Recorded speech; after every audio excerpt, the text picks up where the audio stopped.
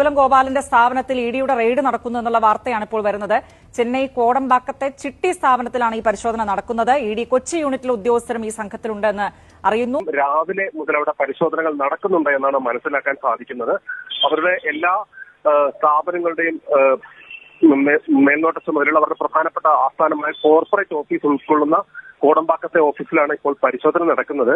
ഈ പരിശോധനയിൽ ഇഡിയുടെ കൊച്ചി യൂണിറ്റിലുള്ള ഉദ്യോഗസ്ഥരും പങ്കെടുക്കുന്നുണ്ട് എന്നാണ് നമുക്ക് ലഭ്യമാകുന്ന വിവരം. അവിടെ പരിശോധനകൾ നടക്കുന്നുണ്ട് എന്നുള്ള വിവരം ഇതുമായി ബന്ധപ്പെട്ട വൃത്തങ്ങൾ തന്നെ സ്ഥിരീകരിക്കുന്നുമുണ്ട്. എമ്പുരാൻ സിനിമയുമായി ബന്ധപ്പെട്ട് വലിയ വിവാദങ്ങൾ ഈ ദിവസങ്ങളിൽ നടന്നു വരികയായിരുന്നു.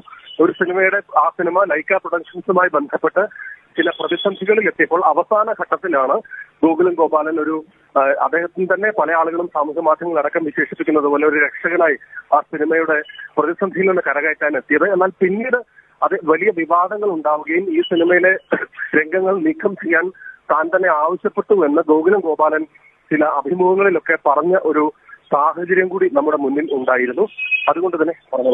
അതുകൊണ്ട് തന്നെ ഈ ഒരുപക്ഷെ പരിശോധനയുടെ ടൈമിംഗ് അതുകൊണ്ട് തന്നെ വളരെ ശ്രദ്ധേയമാകുന്നത് ഈ ഒരു സാഹചര്യത്തിൽ തന്നെയാണ്.